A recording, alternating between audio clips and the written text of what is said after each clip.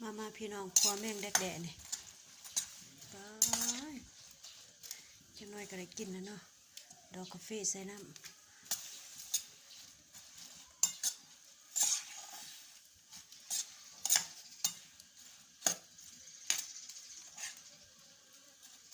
ี่ใส่เกลือใส่พริกหน่อย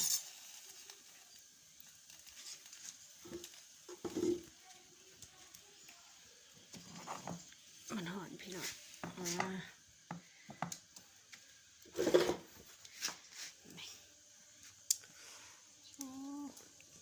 กระดูกควายนะพี่น้องนอนนี่เนาะปีงปลาขัวแมงดักแด่เป็นตาแสบพี่น้องอาหารบ้านนอกอันนี้แม่นกระดูกควาย4-5 วันก่อนนะพี่น้องเนาะทำบริกินกำลังจกออกจากตู้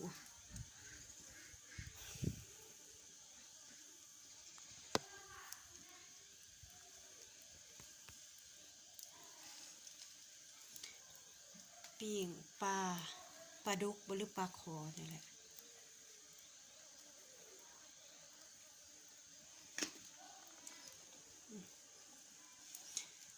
อาหารเที่ยงพี่น้องนี่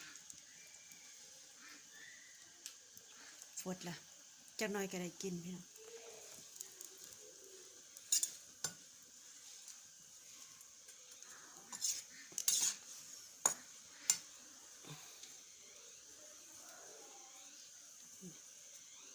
อันนี้แม่นแดดที่ว่าร้านเอามาให้นะพี่น้องเนาะแต่ว่าเฮาเองก็บ่ได้ไปเก็บมือว่านไปเก็บก็ได้บ่พอกำหนึ่ง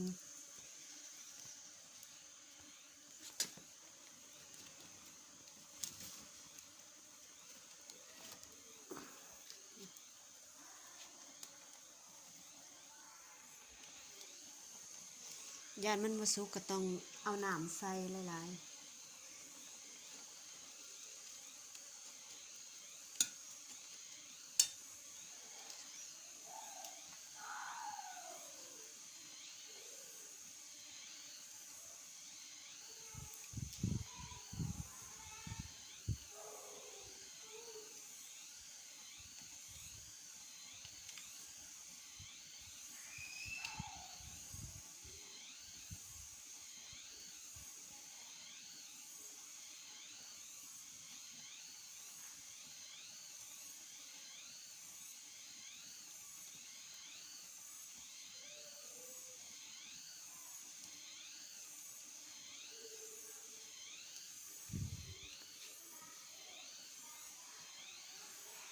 โอ้ฟดคักเป็นคักพี่น้องเฮาดังฟืนเนาะเฮือนเนาะทานกระดังแต่ว่าส่วนที่ว่ามีปิ่งมีงานเราจะดังทาน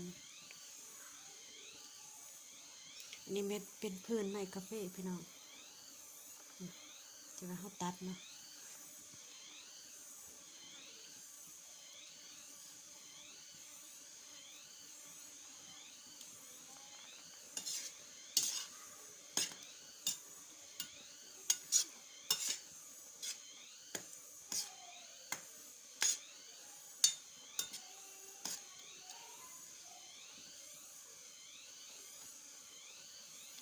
ใส่เกลือไปหน่อยแล้วก็มาพริก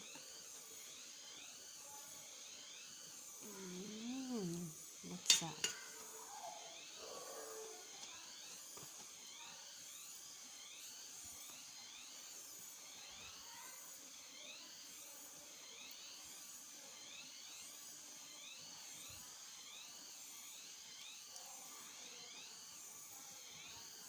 บางคนก็มักบางคนก็บ่มักเนาะแต่ว่าบางคนเป็นภูมิแพ้ก็ได้เนาะหากินประเภทแมงใหม่จังสินะเพราะว่าบางปีก็มีบางปีก็บ่มีเนาะแต่ว่าปีนี้มีเขาจะเอาไปขายโอ้ไทยแบบว่าเขาจะก็มากินเนาะหาไปขาย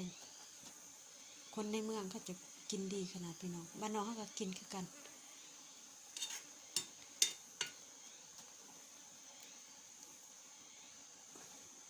ขัวให้มันแหมๆนะพี่น้องเนาะ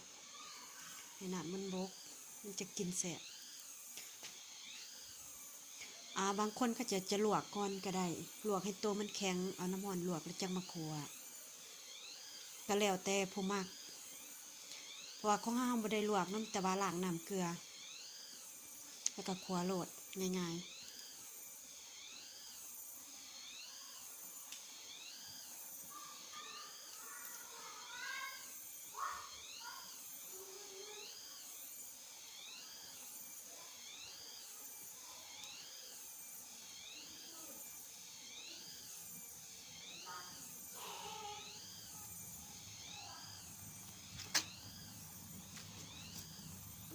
ไฟแห้งขนาดร้อนพี่น้อย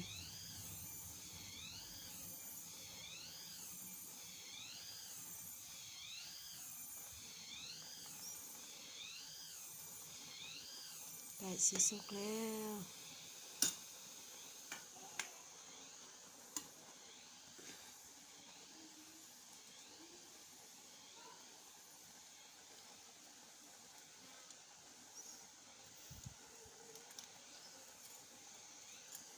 กระดูกนะพี่น้องน้อยนี่นะ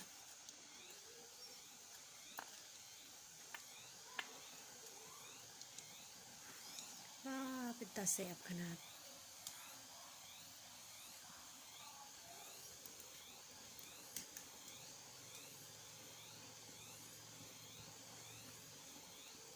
ขัวเมื่อวานนี้เพิ่นว่าเข้มเข้มเนาะทางร้านสายก็ได้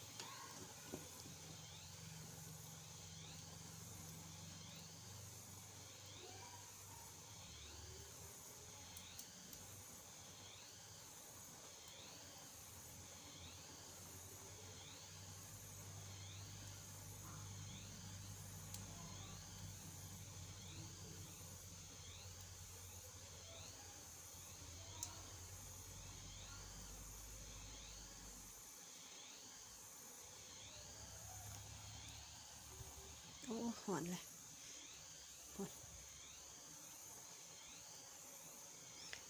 อากาศมันหอนแห้งพี่น้องเอ้ย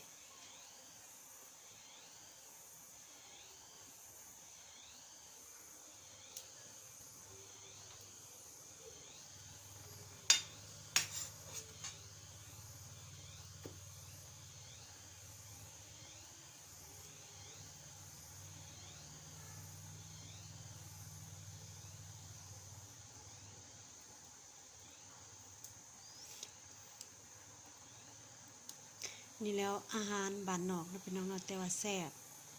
เฮาอยู่ป่าอยู่ดงอยู่ภูอยู่เขาเฮาก็กินไปเนาะมีหยังก็ได้